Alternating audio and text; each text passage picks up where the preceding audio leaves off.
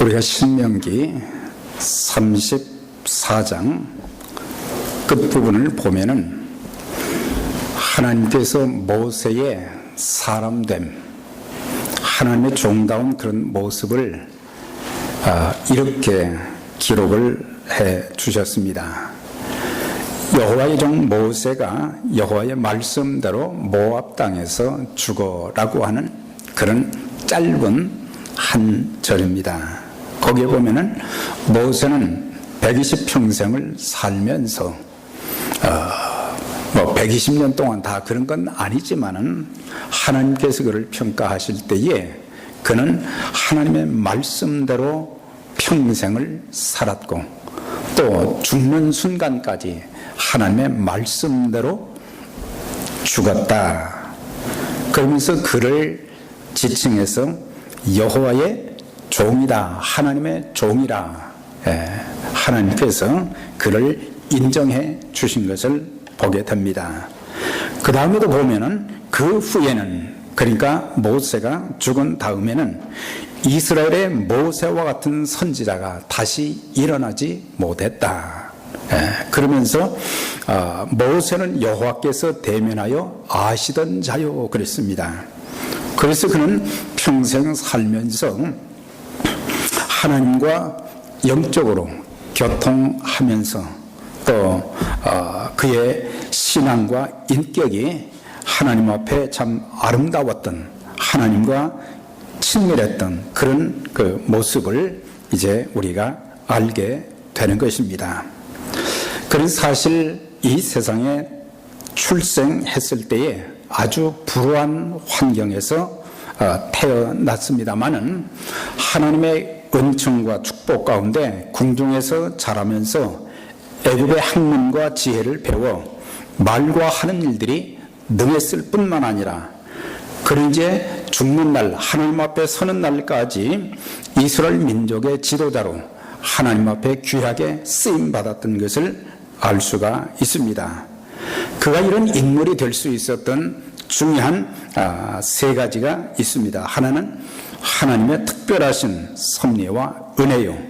둘째는 그에게는 믿음 좋은 부모가 있었기 때문이요.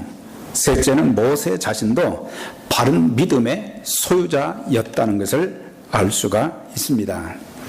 우리가 출애굽기 1장을 보면은 야곱의 가족 70명이 이제 총리로 애굽에 있던 요셉의 초청을 받아서 이민 간 후 약 350년간의 역사를 출애굽기 1장에서만 기록을 해 주었습니다. 그리고 요셉이 죽고 난 이후에 다른 왕이 세워지면서 이스라엘 민족이 아주 왕성하게 번창을 하게 되니까 애굽 사람들이 볼 때는 이스라엘은 우리에게 위협적인 그런 존재다. 그래서 그들을 핍박하고 이제 남자아이가 낳게 되면 무조건 낳는 즉시 죽이든지 아니면 나일강에 집어 던지라 했던 것을 볼 수 있습니다. 바로 그런 시대에 모세는 레위 족속인 아버지 아므람과 어머니 요깶의 사이에서 이남 일녀로 태어난 것을 보게 되는 것입니다. 부모의 뱃속에서 10달을 지난 후 출생한 모세는 태어나자마자 죽어야 될 그런 운명이었습니다. 출애굽기 2장 1절에 보면은 그 내용이 나와 있어요. 레위 가족 중 한 사람이 가서 레위 여자에게 장가들어 그 여자가 임신하여 아들을 낳으니 그가 잘생긴 것을 보고 3달 동안 그를 숨겼으나 더 숨길 수 없게 되었다 그랬어요. 그래서 죽을 수밖에 없는 그런 상황 가운데 아이를 낳게 됐어요. 그런데 그 아이를, 사랑하는 아이를 낳았지만은, 아들을 낳았지만은 이 아들을 이제 죽여야 되거나 아니면 나일강에 던져서 죽게 하거나 지금 그런 상황이 되었는데 이 아이가 태어났는데 보니까 아이가 얼마나 아름다운 아이였는지 잘생겼는지 그래서 3달 동안을 숨겨서 몰래 키웠다 그랬어요. 그런데 이 아이가 커지니까 말이죠. 막 울기 시작하고 목소리가 커지고 그러니까는 더 이상 키울 수 없게 되었다 그랬어요. 그렇지만 그 기간 동안 왕의 명령보다는 하나님께서 주신 이 자녀가 얼마나 아름다운 자녀인지, 하나님이 이 자녀를 통해서 하실 엄청난 일들이 있을 것이다, 그렇게 여겨져서 왕의 명령을 거역하면 자신들도 죽지만은 그러나 하나님께 맡겼던 것을 보게 되는 것입니다. 그래서 모세는 보면은 믿음 좋은 부모를 두었다고 하는 사실이에요. 믿음 좋은 부모를 두었던 것입니다. 그러면 그들의 믿음이 얼마나 좋았는지 우리가 그걸 자세히 알 길은 없지만은 이 아이를 3개월 동안 그렇게 최선을 다해서 키웠을 뿐만 아니라 아버지와 어머니가, 모세의 아버지와 어머니는 하나님의 약속의 말씀을 믿고 그 말씀 안에서 자녀를 키웠다는 것을 알 수가 있어요. 우리가 창세기 15장 13절 이하에 보면 하나님께서 이제 아브라함에게 하신 말씀이 있어서요. 아브라함아, 내 자손이 이방에서 객이되어 400년 동안 그 땅에서 살게 될 것인데 너희들이 그 나라의 왕에게 괴롭힘을 당하게 될 것이다. 그러나 하나님께서 그 민족을 이제 징계하심으로 인해서 너희 후손들이 그 땅에서 나오게 될 것이다.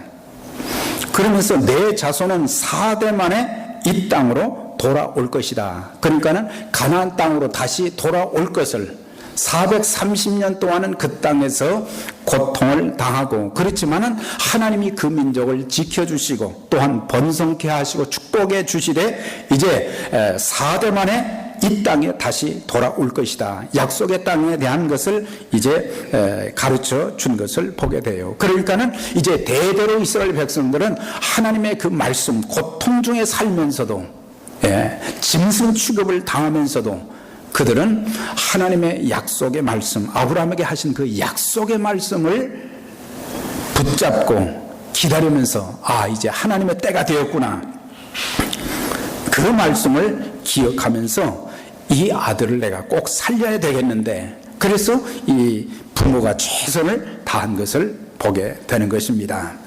우리가 이 모세에 대한 기록을 보면 세 군데 나오는데, 히브리서 11장에는 아름다운 아이임을 보고 그랬어요.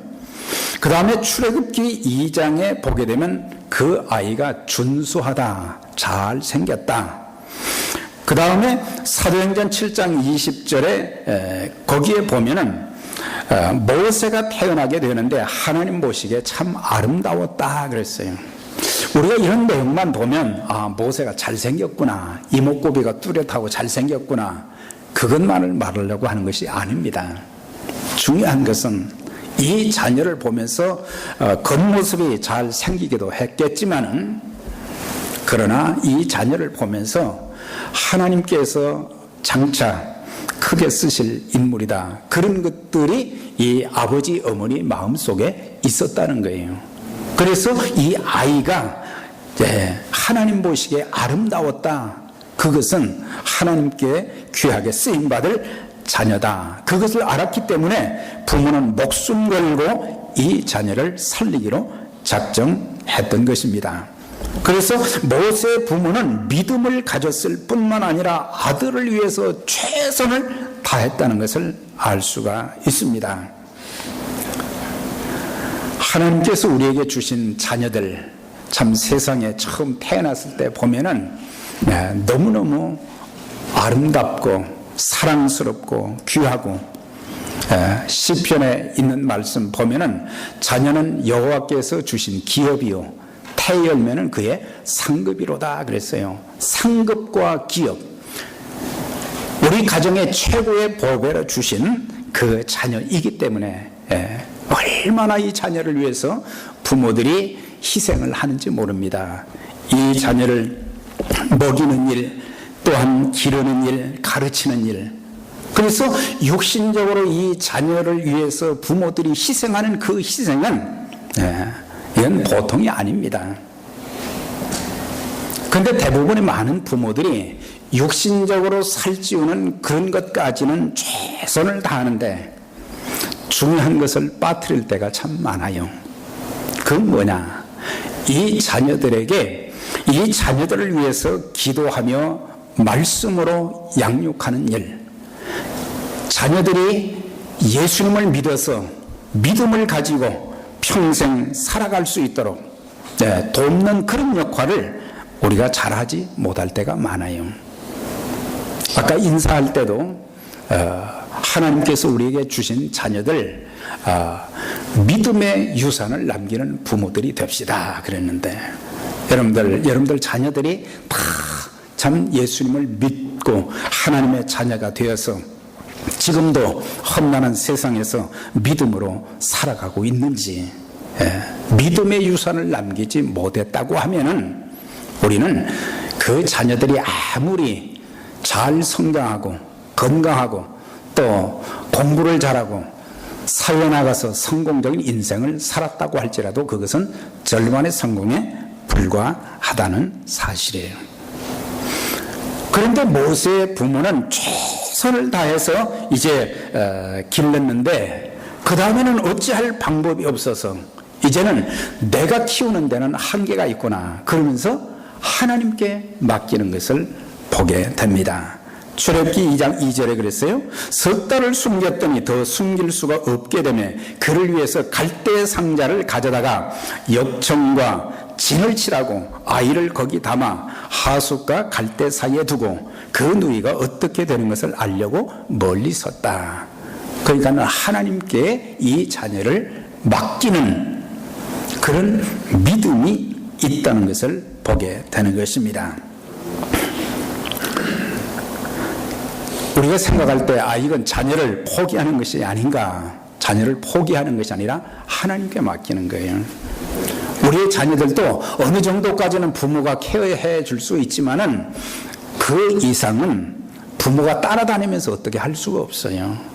여러분들의 자녀가 여러분들이 제대로 돌보지 못한다고 할지라도 또 함께 살지 못한다 할지라도 여러분들의 자녀들이 건강하게 믿음 안에서 또 주어진 학업과 또 삶의 터전에서 최선을 다하고 잘할 수 있는 것은 하나님의 돌보심의 은혜인 줄 믿습니다. 하나님께서 돌보아 주시는 거예요.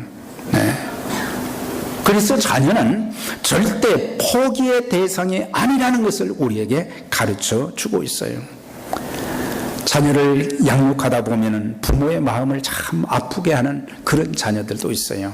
부모님은 이렇게 기대를 하고 있는데 자녀들은 그 부모의 기대에 부응하지 못하는 그런 모습을 보고 또 다른 집의 아이들을 보면서 비교하면서 말이죠. 또 때로는 아이에게 참 상처를 주는 그런 경우들도 참 많이 있어서 나는 이제 더 이상 못한다. 내가 알아서 해라. 그러나 자녀는 절대 포기의 대상이 아닌 것입니다. 이 자녀를 내가 육신적으로는 인간적으로는 물질로는 어떻게 할 수 없을지 몰라도 눈물로 위해서 계속 기도해 주고 하나님께서 저의 마음을 주장해 주시고 저의 삶을 지켜주시고 가정을 축복해 주시고 하나님을 위해서 살도록 우리는 끊임없이 기도하면서 말씀으로 권고해 주어야 되는 것입니다. 그러면 나머지는 하나님께서 하시는 일들이에요. 나머지는 하나님께서 하시는 일이에요. 이 성경을 보면서요, 갈대 상자에다가 이제 모세를 담았어요. 역청과 진을 칠하고 그 다음에 이제 덮어가지고 나일강에 띄우는 그 부모의 심정이 얼마나 아프겠어요. 그럼에도 불구하고 그 어머니의 마음 속에 뭔가 하나님께 거는 기대가 있었던 것을 볼 수가 있잖아요. 그의 딸 미리암에게 지금 모세를 담은 그 갈대 상자가 지금 떠내려가잖아요. 그런데 거기에 말씀 보니까 그 누이가 어떻게 되는 것을 알려고 멀리 있었다, 멀리 따라갔다는 얘기예요. 그런데 하나님께서 하시는 일이 얼마나 놀라운지 우리가 알 수 있는 것은 모세가 이제 갈대 상자에 담겨서 나일강에 계속 떠내려 갑니다. 그런데 그날따라 누가 나일강에 와서 목욕을 하게 됩니까? 바로의 공주가 그날 나온 거예요. 그런데 목욕을 하다 보니까 저기에 무슨 상자 하나가 떠내려오는 거예요. 그래서 하녀들을 시켜서 그게 뭔지 말이죠, 가서 확인을 하라 그랬어요. 네. 그런데 가져와서 보니까 그 안에 어린아이가 하나가 있는데, 이 아이를 딱 보니까 히브리 아이란 말이죠. 히브리 백성들이, 그 많은 숫자들이 지금 바로 왕에 의해서 엄청난 핍박과 고통을 겪고, 또 히브리 아이들은 태어나자마자 남자아이면 전부 이제 죽이든지 강물에 던져서 죽게 하든지 그렇게 해야 되는데, 히브리 아이가 들어있는 거예요. 차라리 떠나보내든지 아니면 죽여버리자, 그런 마음이 들 수도 있는데, 바로의 공주의 마음에 하나님께서 긍휼의 마음을 심어준 거예요. 히브리 아이지만, 이 아이는 죽여도 아무 문제가 없지만, 바로의 공주는 그 아이를 자기가 거두는 것을 보게 돼요. 네. 그런데 그 옆에 있던 모세의 누이 미리암이 말이죠, 공주에게 다가갑니다. 공주님, 이 아이를 위해서 유모를 데려올까요? 그랬더니 유모를 데려오라는 거예요. 그 데리고 왔는데, 유모를 데리고 왔는데 누구를 데리고 왔어요? 자기 어머니를 데리고 온 거예요. 자기 어머니를 데리고 왔어. 그랬더니 요게벳에게 공주가 그렇게 이야기를 합니다. 내가 당신에게 아이를 키우는, 유모로서 아이를 키우는 필요한 돈은 줄 것이니 이 아이를 잘 키워주세요. 하나님이 하시는 일들이 얼마나 놀라운가. 한치의 오차도 없이 공주가 그곳에서 목욕을 하고 그 아이를 보았지만 내버리지 아니하고 궁중에 데리고 와서 그의 어머니 요게벳이 그 아이를 키울 수 있도록 만들어 준 것을 보게 되면, 하나님께 맡기면 하나님께서 이렇게 책임지시고 선하게 인도하신다는 사실을 우리가 알 수 있게 되는 것입니다. 2장 9절에 그런 말씀이 있죠. 아이가 자라매 바로의 딸에게로 데려가니, 애굽 풍습에는 보통 3년이나 4년 정도는 유모가 키우고, 그 다음에 3년, 4년이 지나면은 이제 자기 부모에게 데리고 가는 그런 습관이 있습니다. 그러니까 3년, 4년 동안 모세의 어머니 요게벳은 이 아이를 젖을 먹이고 육신적으로도 잘 키웠지만, 중요한 것은 이 자녀를 위해서 눈물로 기도하고 하나님 말씀을 가르쳤다는 거예요.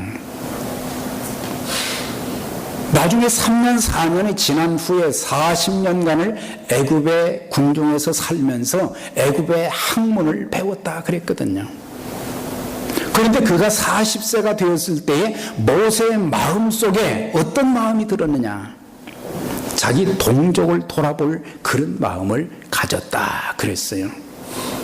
네. 지금 고통받는 자기의 그 민족을 돌보고자 하는 그런 마음이 있었다는 것을 알 수가 있어요.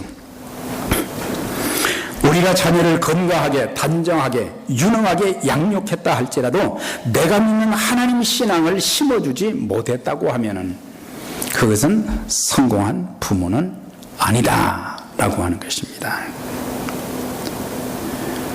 신앙은 가져도 갖지 않아도 되는 장신구가 아닙니다.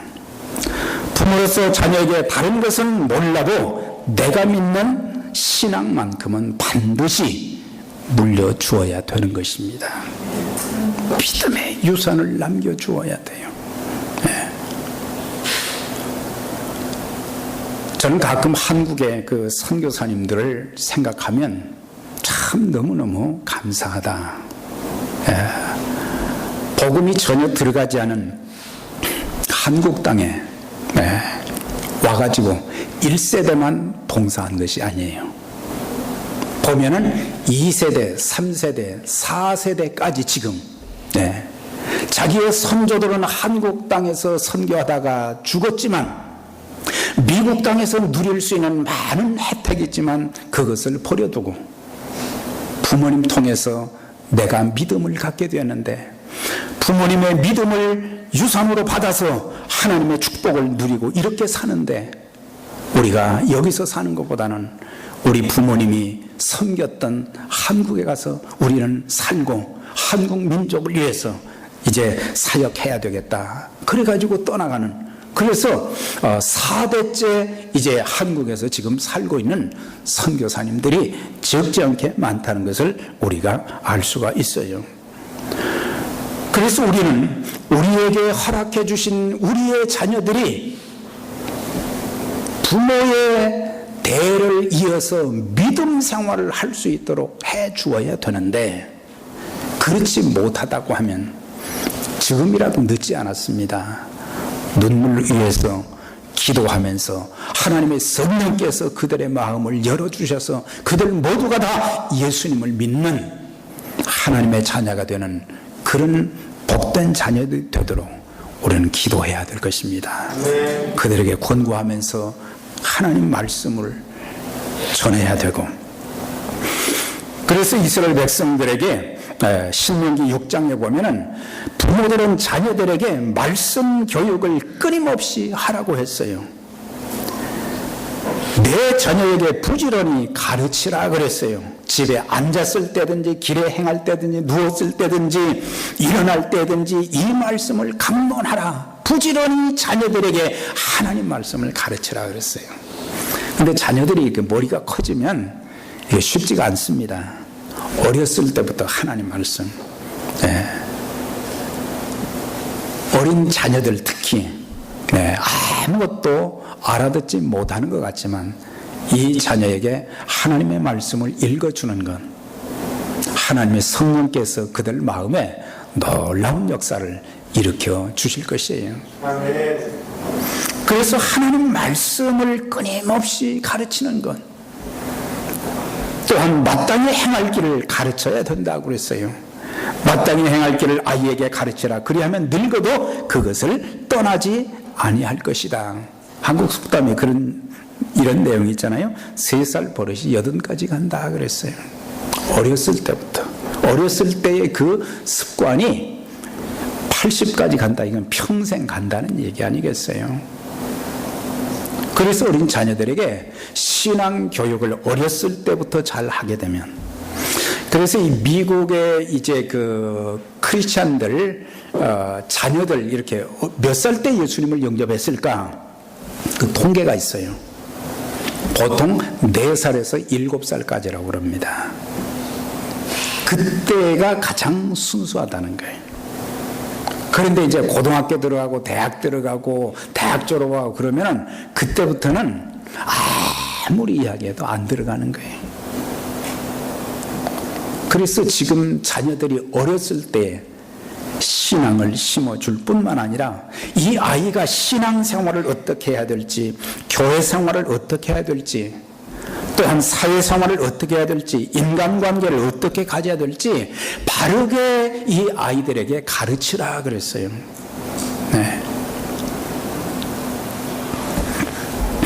제가 유학생 도시에서 사역을 할 때인데 아이들이 한 가정에 1명에서 3명까지 있었어요. 그래서 교회 아이들이 그렇게 많아요. 근데 건축을 하기 전에 미국 교회 큰 본당을 이제 썼어요. 11시 45분에 끝나면 우리가 들어가가지고 12시에 예배를 드렸어요. 현대식으로 잘 지은 예배당 건물입니다. 거기에는 이제 그 본당도 아름답고 그렇지만은 거기 보면은 또 엘리베이터도 말이죠. 그때 당시에 잘 만들어 놨어요. 그런데 한국 아이들이, 어린 아이들이 많으니까 엘리베이터가 신기하단 말이죠. 그러니까는 엘리베이터를 장난감처럼 막 그걸 타고 장난을 하는 거예요. 우리가 그때 당시 점심을 해 먹을 수가 없었어요. 그래서 도나스를 먹었어요. 도나스를 오랫동안 먹었어요. 아이들이 도나스 이제 오래 먹으면 질리잖아요. 그러면은 미국 교회 그 본당 건물 복도에다가 이걸 먹다가 말이죠, 집어던지는 거예요. 미국 교회에서 계속 저한테 편지가 오는 거예요. 그런데 또 파이어 알람이 또 얕게 있어요. 그랬더니 미국 아이들은 교회 올 때 보면은 절대로 안 그러거든요. 양복 딱 입고 와가지고 조용하고 어른들하고도 예배를 드리는데 한국 아이들은 이 파이어 알람을 가지고 또 장난을 하는 거예요. 네. 그래서 편지를 너무 많이 받는 거예요. 그 결국에 나중에 쫓겨났지만, 네. 그래서 부모들한테 내가 호소를 했어요. 여러분들, 이건 우리 건물도 아니지만 우리 건물이라고 해도 아이들 이렇게 하면 안 됩니다. 절대로 복도에서 뛰지 못하게 하고, 도나스 먹던 거 집어던지지 못하게 하고, 엘리베이터 막 그렇게 장난감처럼 하거나 그렇게 안 했으면 좋겠습니다. 그랬더니 어떤 부모가 저한테 와서 하는 얘기가, 목사님, 아이들이 다 그렇잖아요. 아이들 기를 죽이면 어떻게 합니까? 그러는 거예요. 아니, 배웠다는 사람들이 그렇게 얘기를 하는 거예요. 네? 기본을 모르는 거예요. 네. 자기 아이 기죽을까봐, 그것만 하는 것이지 얼마나 공동체가 좀 피해를 겪고 있는지 그걸 모르는 거예요. 네. 거기만 그렇게 했습니까? 이 자녀들이 인간관계를 어떻게 가져야 될지, 또한 학교에 가서 어떻게 해야 될지, 교회에 가서 어떻게 해야 될지, 이런 것들을 잘 가르쳐 주는 것이 중요한 거예요. 어렸을 때부터 가르쳐 줘야 나중에 이 아이들이 그렇게 되지 않는데, 나중에 크면은 그 다음에는 부모가 아무리 얘기해도 말을 안 들어요. 네. 그러면서 우리는 눈물로 위해서 자녀가 부모의 마음을 아프게 하고, 사회생활에 적응하지 못하고, 학교에 가서도 적응을 하지 못하고, 그런 것 나무랄기보다는 그 아이를 위해서 눈물로 하나님 앞에 기도하는 부모가 되어야 돼요. 2000년 기독교 역사의 가장 훌륭한 신학자인 어거스틴이 한때는 방탕하였어요. 머리가 얼마나 좋은지 젊을 때 30대 초반에 교수가 됐어요. 그런데 방탕한 거예요. 아이를 위해서 어머니 모니까 그렇게 눈물로 기도해도 이 아들이 바꾸지지 않는 거예요. 그래서 한 번은 암브로스 감독에 가서, 감독님, 하나님께서 우리 아이를 버리셨나 봐요. 제가 우리 아들을 위해서 그렇게 눈물로 기도했는데 이 아들이 자꾸 방탕해지고 있습니다. 그랬더니 감독이 하는 말이, 성도님, 자녀를 위해서 눈물로 기도하는 그 어머니의 자식은 절대로 망하지 않습니다. 눈물로 그 한마디를 힘입어서 기도를 중단했다가 계속 기도했더니 하나님의 성령이 역사하셔서 로마서 13장 11절 14절에 있는 말씀, 이제는 자다가 깰 때가 되었으니, 그 말씀 앞에 꼬꾸라져서 변화되는 역사가 있었던 것을 보며, 이 아들이 나중에는 하나님 앞에 돌아와서 세계적인 신학자로 귀하게 쓰임받은 그런 모습을 보게 될 때에 우리는 자녀를 위해서 눈물로 기도하고 말씀으로 가르치고 마땅히 행할 도리를 가르쳐야 된다는 것입니다. 우리가 성경에 보면은 이 자녀 교육에 실패한 사례들이 참 많이 나옵니다. 시간이 없으니까 다 이제 설명할 수 없지만, 엘리 대제사장, 아들이 여러 명이 있었어요.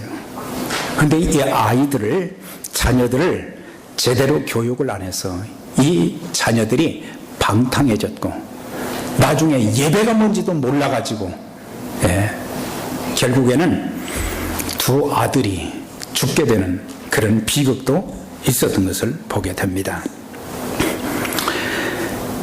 사무엘도 보면은 참 이스라엘 역사 속에서 사무엘 같은 사사 선지자가 없어요. 훌륭한 하나님의 사람이었어요. 그런데 그가 은퇴하고 나서 그 두 아들이 사사가 된 거예요. 지도자가 된 거예요. 그런데 이 지도자가 된 두 아들이 백성들에게 뇌물을 이제 계속해서 받아먹고 또 재판을 잘못해서 판결을 굽게 해가지고 백성들이 막 원망이 대당한 거예요. 원성이 자자한 거예요. 그러면서 이제 당신의 이 두 아들들을 우리는 사사로 모시지 않겠습니다. 우리에게 왕을 허락해 주시오. 그래서 왕정제도가 시작이 되었던 것입니다. 사무엘도 자기 개인적으로는 깨끗하게 잘 살았지만 자기 후대의 자녀들이 잘못된 거예요. 히스기야도 하나님께 은혜를 입은 하나님의 사람이었지만 그가 나중에 아들을 하나 낳아서 12년을 키웠는데 이 자녀가 왕이 되었어요. 그 이름이 므낫세인데 55년 동안 아버지 신앙을 완전히 뒤집어 버렸어요. 이스라엘이 망하는 계기가 된 것이 바로 므낫세 때문에, 아들 때문에 그렇게 있어진 것을 알 수가 있습니다. 그래서 히스기야는 마땅히 가르쳐야 될 것을 가르치지 아니하였고 부모로서 신앙적인 본을 보이지 못한 것입니다. 오늘 부모된 여러분들이요, 우리의 자녀들에게 최선을 다했다고 말할 수 있습니까?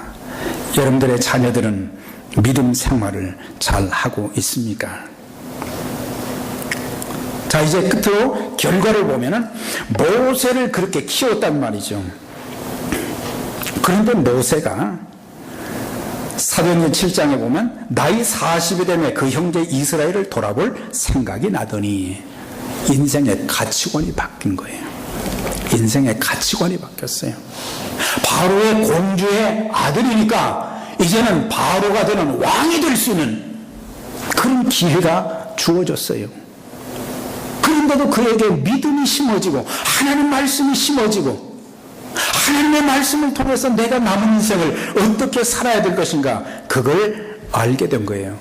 그래서 그는 바로의 공주의 아들이라 거절할 줄 아는 용기가 있었다 그랬어요. 공주의 아들이 된다는 것은 바로 바로 왕이 된다는 얘기죠. 권력과 명예도, 공주가 이 아이를 얼마나 참 사랑스러운 모습으로 애써서 키웠습니까? 이거는 키워준 어머니에 대한 배신이 아닙니다. 더 높은 가치를 추구했기 때문입니다. 그래서 세상에 전 세계를 호령하는 애굽의 왕이 되는 것도 중요하지만 그보다 더 높은 가치를 선택을 했어요. 그래서 하나님의 백성과 함께 고난받기를 더 좋아했고 그리스도를 위해서 받는 능력을 애굽의 보화보다 더 큰 재물로 여겼다 그랬어요. 여기서 그리스도라는 말을 히브리서 기자는 표현했어요. 이건 뭐예요? 그리스도께서 사랑하시던, 하나님께서 사랑하시던 그 사람들, 그것을 위해서 고난을 받고 매를 맞고 쫓겨다니고 그래도 그는 애굽의 보화보다 더 큰 재물로 여겼다 그랬어요. 인생의 가치관이 달라진 거예요. 가치관이 달라졌어요. 우리는 세상의 것을 보면서 그것이 내 인생의 최고의 가치관으로 생각하지만 예수님을 믿는, 하나님을 섬기는 가치관보다 더 높은 가치관은 이 땅에 없습니다. 사랑하는 부모 여러분, 가끔 말씀을 드립니다만 또 칼럼란의 끝부분에도 나와 있습니다만 영국의 목사님인 요한 웨슬레가 이렇게 얘기를 했어요. 언젠가 우리가 하나님 앞에 서게 될 것인데 그때 하나님께서 우리에게 대해서 세 가지를 물으실 것이다. 첫째는 너에게 주어진 시간을 어떻게 사용했느냐, 둘째는 내게 주어진 물질을 어떻게 사용했느냐, 셋째는 하나님께서 내게 주신 자녀를 어떻게 양육했느냐, 그걸 물으실 것이다 그랬어요. 저는 그게 맞다고 생각이 돼요. 제가 하나님 앞에 선다고 할 때에 하나님께서 물으실 거예요.